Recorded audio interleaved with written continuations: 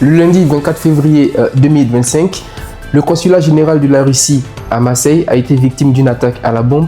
En effet, 2 individus d'origine française ont balancé dans le jardin du consulat 3 engins explosifs. Voilà, c'est des bombes, on va dire, artisanales. Alors, que s'est-il réellement passé? Qui sont ces individus? Quelle a été la réaction de la justice française? Quelle a été bien évidemment la réaction du gouvernement français? Et quelle a été la réaction de la Fédération de la Russie? Je vous dis tout.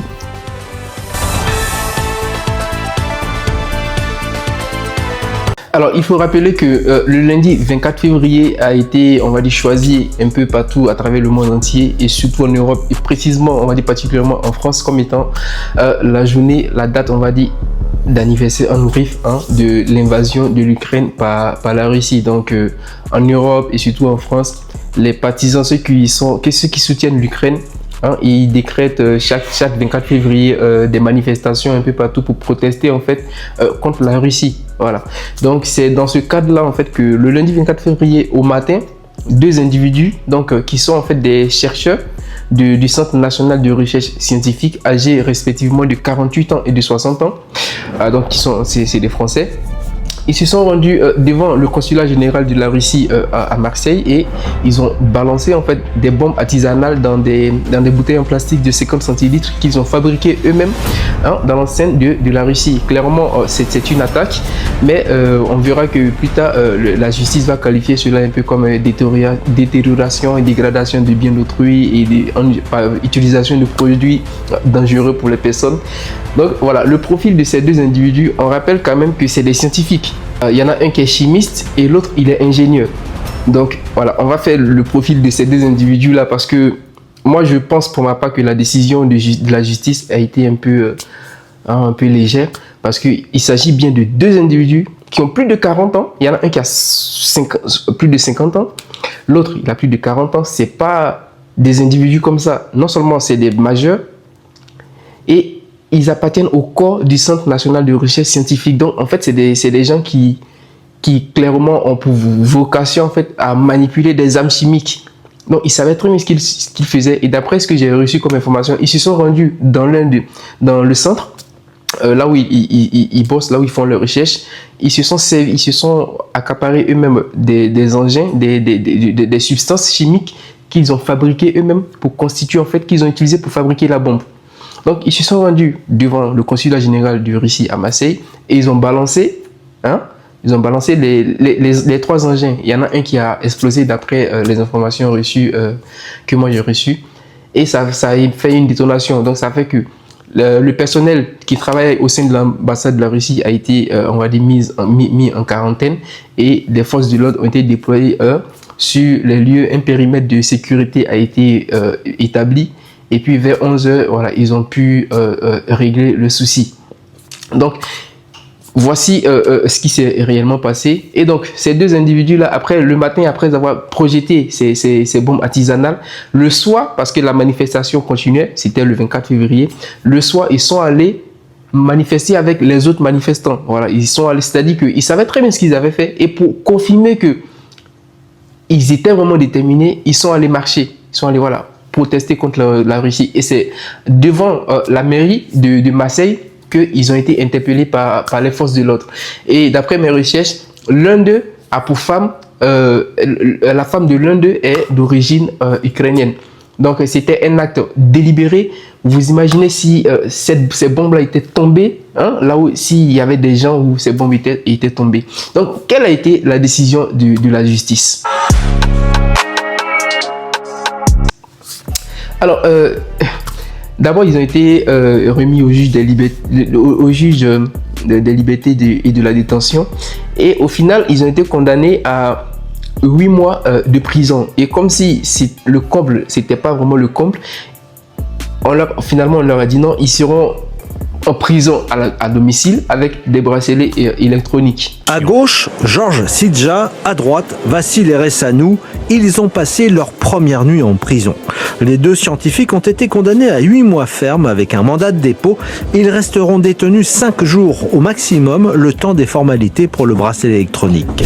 Ils sont reconnus coupables d'avoir notamment tenté de dégrader ou détériorer un bien d'autrui, en l'occurrence le consulat de Russie à Marseille.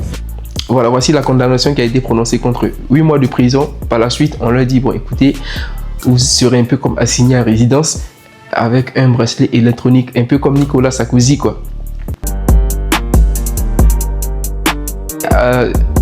Quelle a été lui sa décision? Il a juste rappelé un principe du droit international qui dit que voilà, les institutions, les représentations diplomatiques ou les organismes diplomatiques, c'est-à-dire que les représentations, les ambassades, les consulats et tout doivent être protégés. Ils ne doivent pas être violés, on ne doit pas y toucher et que voilà, c'est un principe fondamental du droit international. Voilà, une condamnation, on va dire, en parole.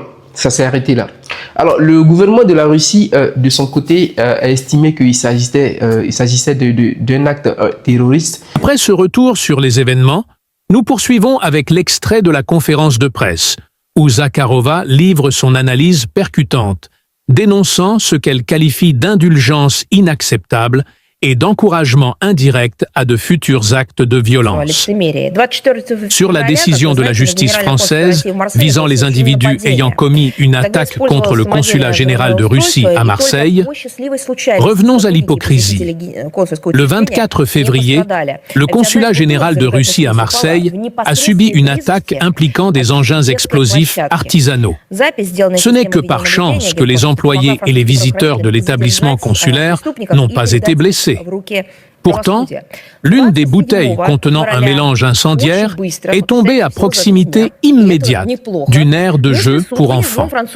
L'enregistrement du système de vidéosurveillance du consulat général a aidé les forces de l'ordre françaises à appréhender les criminels et à les remettre à la justice. Le 27 février, en seulement 3 jours, ce qui n'est pas mal, le tribunal local a rendu un verdict sans appel à l'encontre de 2 citoyens français. Et c'est là que les bonnes nouvelles s'arrêtent pour nous. Ils ont été condamnés à 8 mois. Vous penseriez probablement d'emprisonnement, dans quelque établissement pénitentiaire, un Fort Boyard quelconque. Mais non, il faut aussi accepter cela stoïquement, car franchement, les émotions commencent à manquer.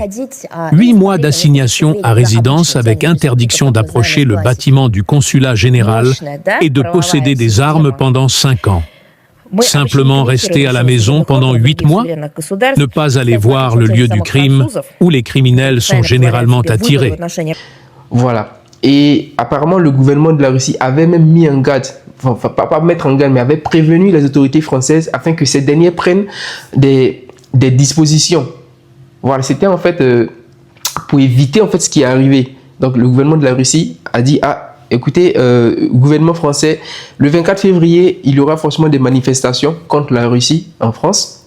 Donc prenez vos dispositions pour éviter voilà, qu'il y ait des violences sur les représentations diplomatiques de la Russie dans votre pays, mais le gouvernement français n'a pas tenu compte. Et puis voilà, est arrivé ce qui est arrivé. Donc moi, en fait, j'aimerais que vous donniez votre avis sur d'abord le profil de ces 2 individus et surtout la décision de condamnation de la justice. Pour ma part, c'est plus un encouragement à perpétrer encore des actes, on va dire, terroristes contre la Russie, contre les représentations diplomatiques de la Russie en France. Parce que 2 individus qui fabriquent des bombes, qu'elles soient, même si elles sont artisanales, elles demeurent quand même des bombes. Donc, ils fabriquent 3 bombes, ils se rendent précisément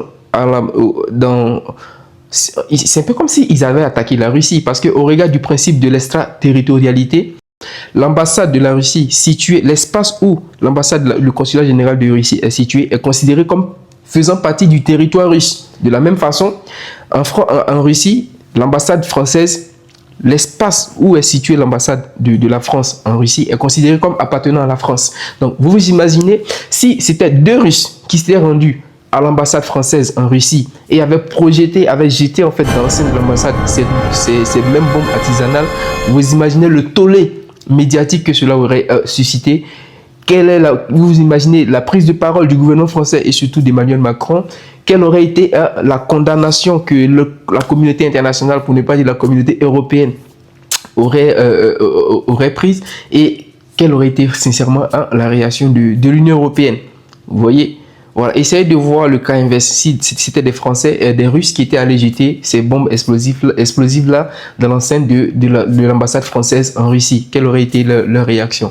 Voilà, donc moi, voilà, sincèrement, je pense que la condamnation de 8 mois, c'est non seulement, déjà, ils vont même pas faire la prison, hein. Finalement, ils seront assignés à résidence avec des bracelets électroniques.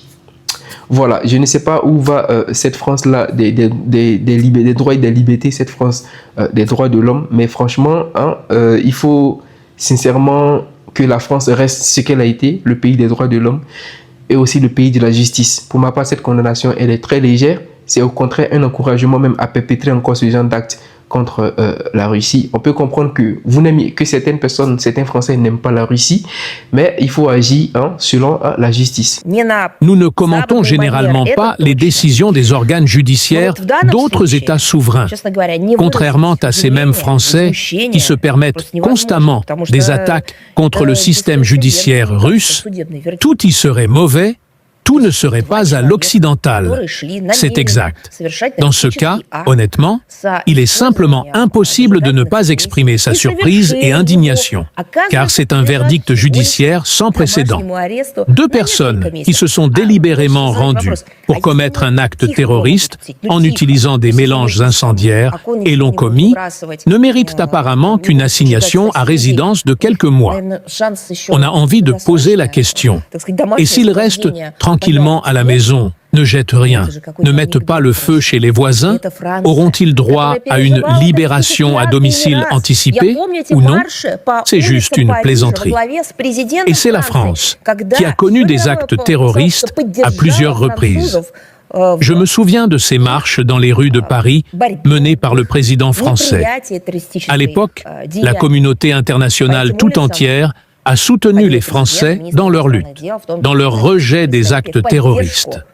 Des présidents, des ministres des Affaires étrangères, y compris des représentants russes, ont marché dans ces rues pour soutenir la France, dans sa volonté de ne pas tolérer le terrorisme. Et voilà ce terrorisme qui, semble-t-il, existe sur le territoire français. Et comment pourrait-il ne pas exister si maintenant les citoyens français sauront que, pour un acte terroriste, ils ne risquent que quelques mois d'assignation à résidence?